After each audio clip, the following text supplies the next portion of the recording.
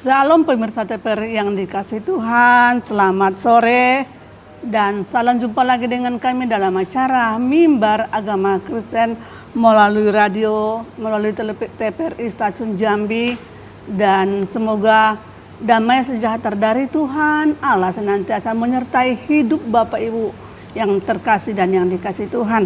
Dan seperti biasa kesempatan selama kurang lebih 30 menit ke depan kami akan menemani pemirsa dengan tema, sebagai tema kita pada saat ini, kuasa kebangkitan Kristus. Kuasa kebangkitan Kristus. Kita tahu sebagai umat Tuhan, kita tahu dan apa yang akan kita laksanakan dan rayakan pada akhir-akhir bulan ini, April sama Mei ini, sebelum nanti Tuhan Yesus naik ke surga. Namun sebelumnya saya akan memperkenalkan diri dulu sebagai narasumber kita pada sore hari ini. Beliau adalah Bapak Paulus P. Sibarani. Selamat siang menjelang sore, Pak. Selamat sore. Terima kasih, ya, selalu setia. Amin. Memberikan berkat buat pemirsa ya, Pak ya. Tuhan memberkati pelayanan Bapak, Tuhan memberkati luar biasa lagi. Ya, Pak ya. Amin. Baik, kita nanti selama 30 menit ke depan kita akan menemani pemirsa seperti tema tadi, kuasa kebangkitan Kristus. Pemirsa yang dikasih Tuhan, tadi saya katakan tema renungan kita pada saat ini, kuasa kebangkitan Kristus. Berhubung dengan kita pada saat ini masih dalam momen perayaan Paskah yang sudah kita rayakan Jumat Agung, dan hari yang ketiga, tepat hari Minggu kita akan merayakan Paskah. Dan sampai saat ini momen perayaan Paskah masih tetap kita rayakan. Namun sebelum kita lanjut dalam acara materi kita, berkat Tuhan yang akan dibagikan oleh narasumber nanti, kita akan terlebih dahulu membaca firman Tuhan. Mari pemirsa, kita membuka Alkitab kita buka firman Tuhan dalam Injil kitab Matius pasalnya yang ke-28. Matius pasal 28 ayat yang pertama sampai ayat yang ke-9. Saya akan bacakan untuk kita semua. Matius pasal yang ke-28 ayat yang pertama sampai ayat yang ke-9. Demikian firman Tuhan.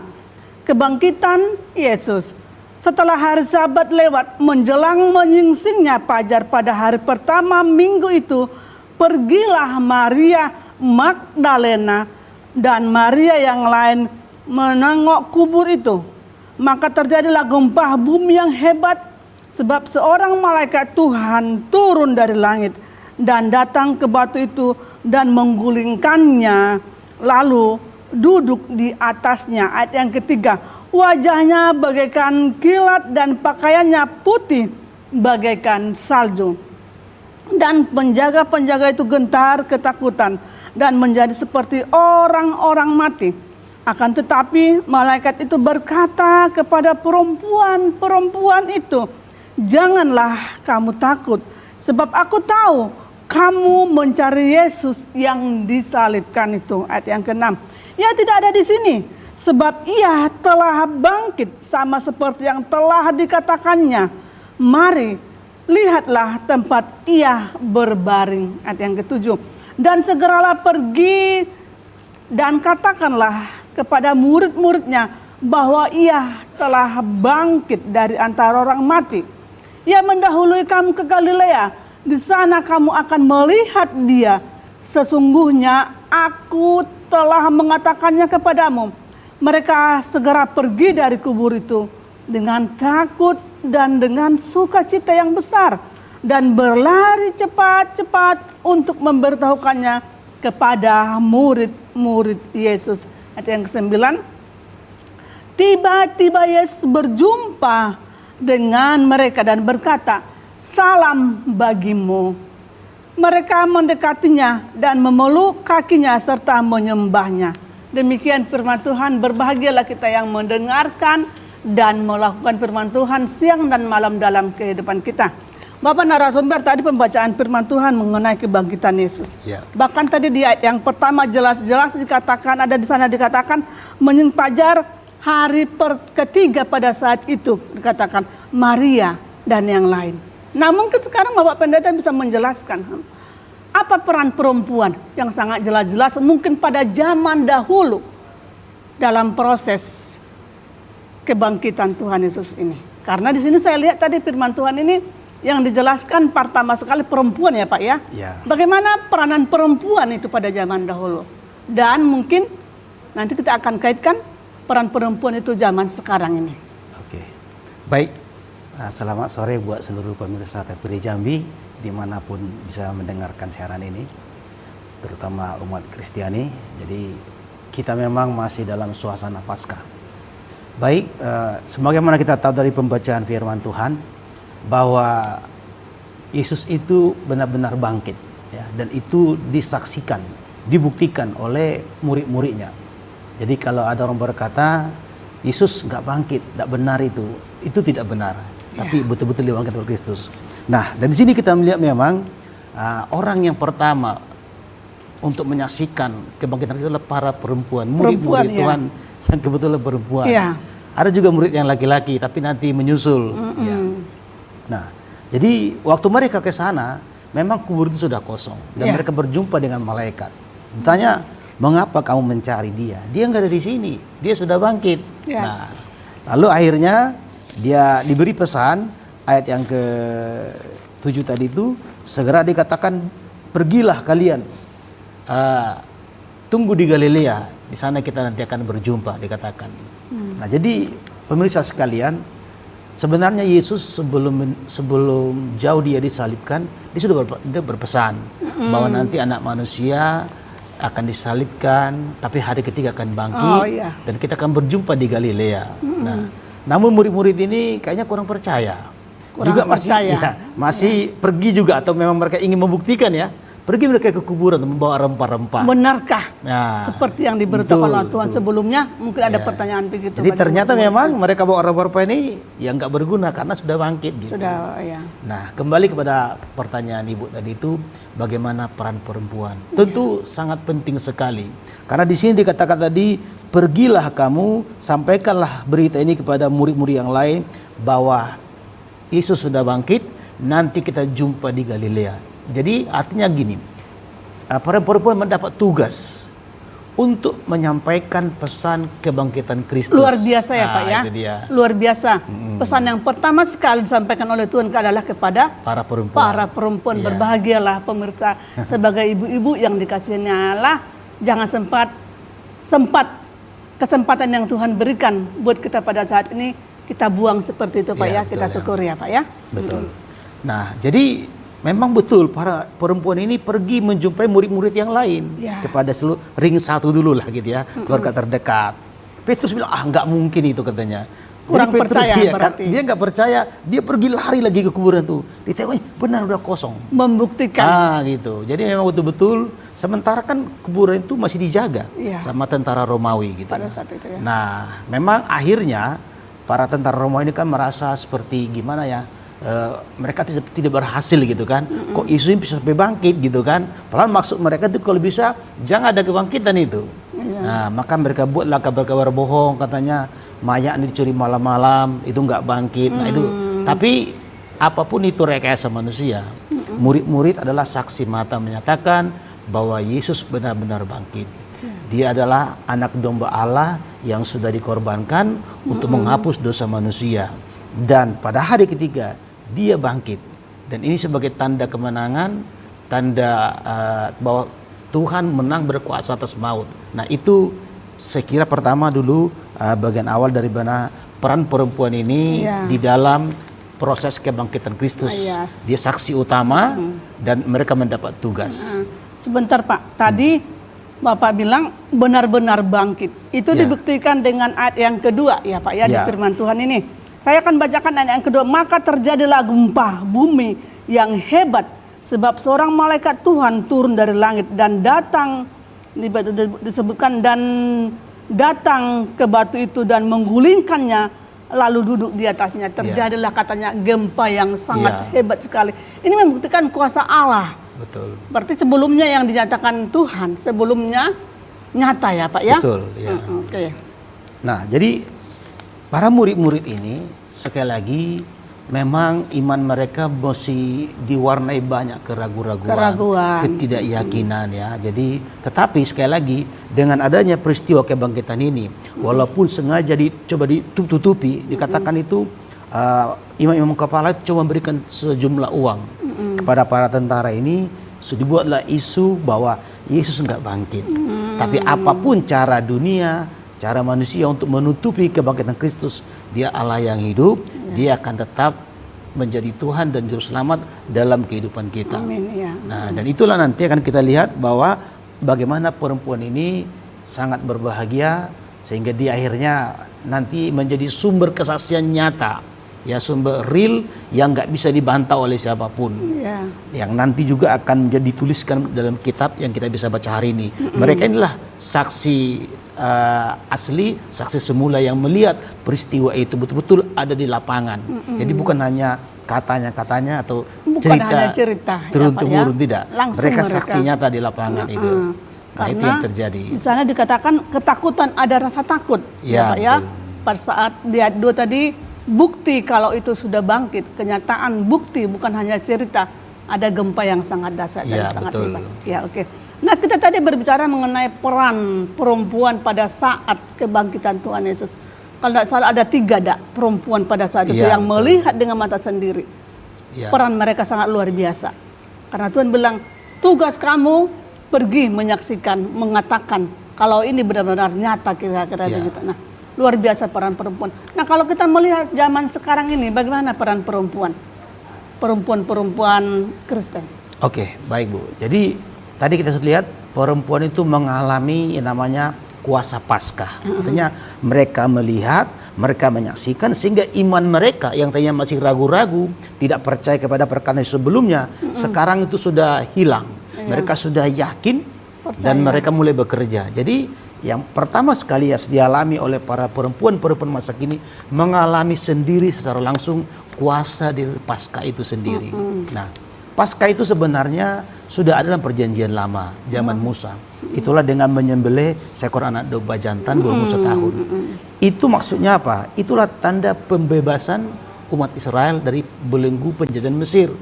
Dengan darah yang dioleskan di abang pintu, maka malam itu malaikat maut lewat, melihat setiap rumah yang ada tanda darah, dia lewat. Tidak ada kematian anak sulung. Tetapi rumah yang tidak ada tanda darah, dia akan segera mati. Nah, itu yang terjadi. Itu jadi pembebasan bangsa Israel dalam perjanjian lama. Sangat berperan kaum perempuan pada saat itu ya Pak ya. Oke, nanti kita akan lanjut kembali setelah yang berikut ini.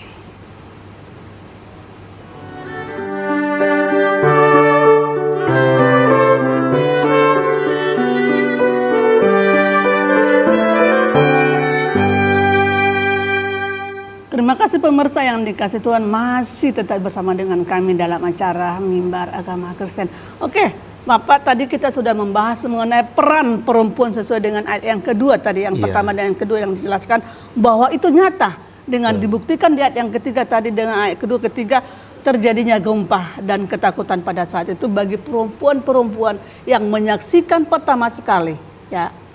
Itu tugas, berarti sungguh sangat mulia Pak ya. Betul. Nah, kalau kita mau lihat sekarang ini bagaimana peran perempuan pada saat ini dalam kehidupan, mungkin dalam gereja, pelayanan dan lain sebagainya, apakah sama seperti zaman dahulu?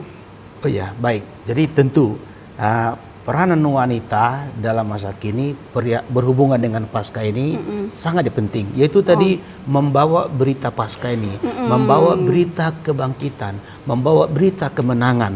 Jadi Paskah itu bicara kebangkitan, bicara kemenangan, bicara kelepasan. Itu sebenarnya para wanita-wanita di masa kini, mereka harus mau ambil bagian, terlibat langsung di dalam melayani Tuhan.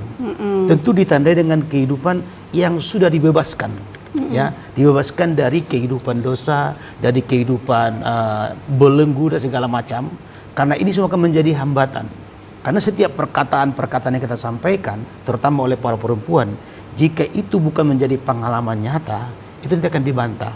Nah, ada satu contoh di Alkitab dalam Yohanes pasal yang keempat, ada seorang perempuan Samaria.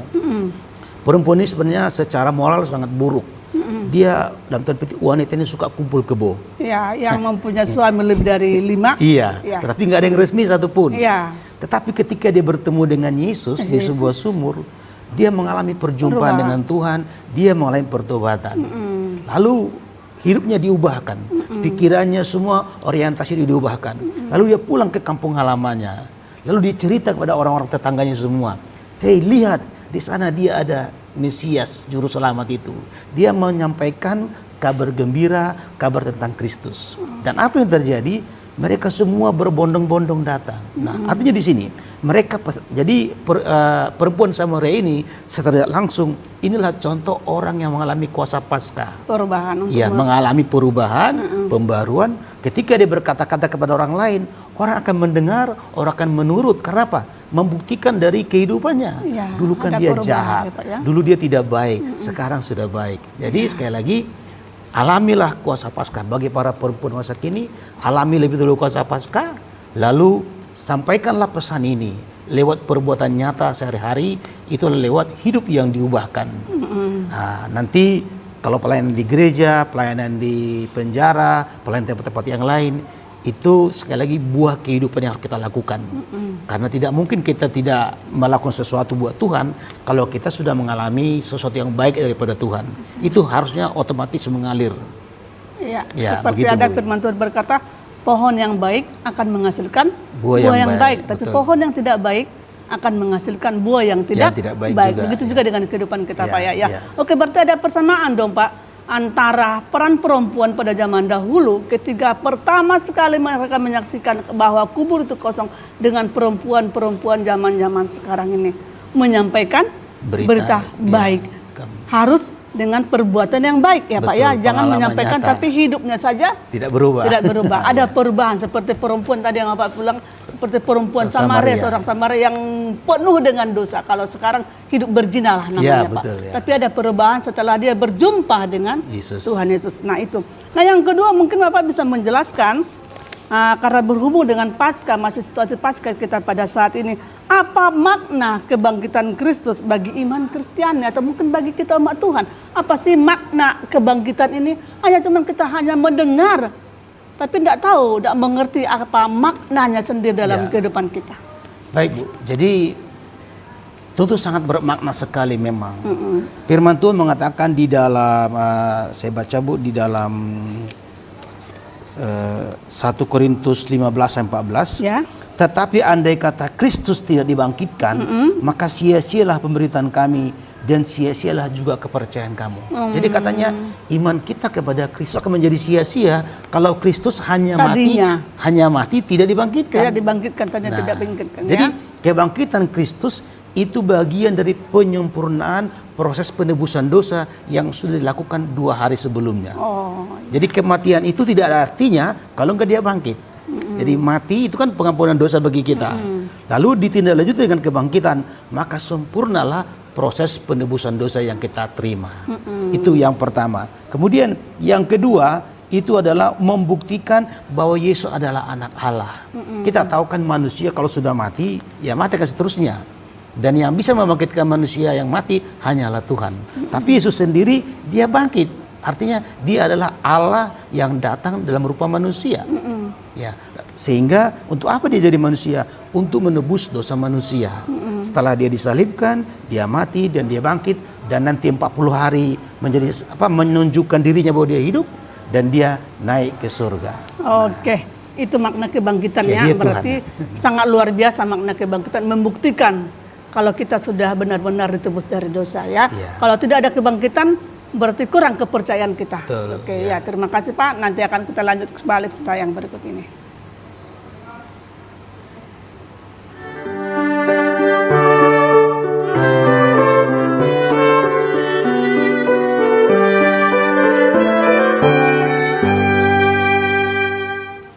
Oke, tadi kita sudah memaknai, tadi mengerti dan memahami akan apa arti dan makna kebangkitan itu sendiri dalam kehidupan kita ya Pak ya. Ya. Nah pemirsa mungkin juga tadi jelas mengetahui, mendengarkan itu.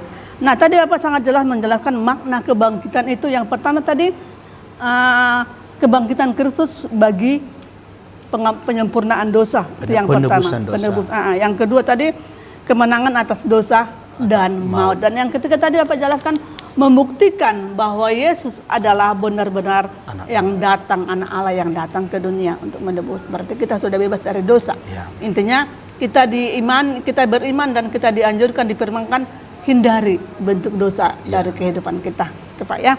Nah, yang mungkin berikutnya yang perlu kita pertanyakan, bagaimana nih memaknai kebangkitan Kristus dalam kehidupan masa sekarang ini. Kalau tadi masa zaman dulu sudah, masa sekarang ini yang mau kita mengerti. Jadi bagaimana kita memaknai atau kita sudah merayakan Paskah ini, apa sih harusnya yang terjadi dalam kehidupan kita? Nah, seperti kita tahu tadi, kematian Kristus adalah kematian terhadap dosa. Otomatis hasil yang diharapkan adalah kita menjadi kehidupan yang bebas dari perhambaan dosa. Jadi kalau dulu tangan kita, kaki kita, mulut kita, mata kita ini menjadi hamba dosa. Nah, sekarang tangan, kaki, seluruh organ tubuh kita harus kita pergunakan untuk mempermuliakan nama Tuhan. Inilah orang yang merayakan Paskah. Jadi bukan hanya merayakan Paskah, datang di seremoni, datang di ibadah gitu kan. Hanya pingin melihat, ambil, menikmati telur ya. Betul Karena lah. Paskah identik dengan telur ya Pak ya. Betul. Tapi kita harus mengalami secara real, kita dibebaskan dari kehidupan hari-hari. Ya. Tadi sangat bebas. Maknanya sekarang bebas dari hamba dosa. Ya juga kita hidup untuk hidup menghindari segala dosa. Bukan hanya seremonial atau perayaan biasa, maknanya dapat telur, Paskah karena identik dengan telur. Nah, apa kesimpulan yang kita ambil Pak dari tema kita, pertemuan kita, renungan kita, yaitu tadi yang dikatakan mengenai tema kuasa kebangkitan Kristus yang berhubungan dengan Paskah, sebagai kesimpulan yang mau kita bagi kepada pemirsa. Baik, jadi sebagai kesimpulan dapat kita katakan yang pertama, kita harus mengalami kuasa Paskah itu sendiri seperti para perempuan. Dan sesudah kita mengalaminya, kita harus membagikannya kepada orang lain. Selanjutnya kita harus implementasikan kehidupan kita yang dalam tekun melayani Tuhan dan terus tidak lagi menjadi hamba dosa. Terus hidup dalam pembaharuan sampai nanti Maranatha Tuhan datang pada kali kedua menjemput gereja Tuhan. Itulah orang mengalami Paskah. Itu ya. Jadi menjadi saksi Kristus dan mengalami perubahan hidup, oleh pembaruan sampai Maranatha. Bebas dari hamba dosa. Betul, ya Pak. Bebas dari hamba dosa yang berarti dari segi perbuatan tubuh, jasmani dan rohani kita ya Pak ya. Iya, betul. Nah, ini yang mau diingatkan kepada kita sebagai anak-anak Tuhan, pemirsa yang dikasihi Tuhan. Inilah makna Paskah yang mau kita rayakan pada saat ini, bebas dari perhambaan dosa. Sampai di sini pertemuan kita pada siang menjelang sore hari ini. Kami mengucapkan terima kasih buat pemirsa. Tuhan Yesus memberkati. Salam.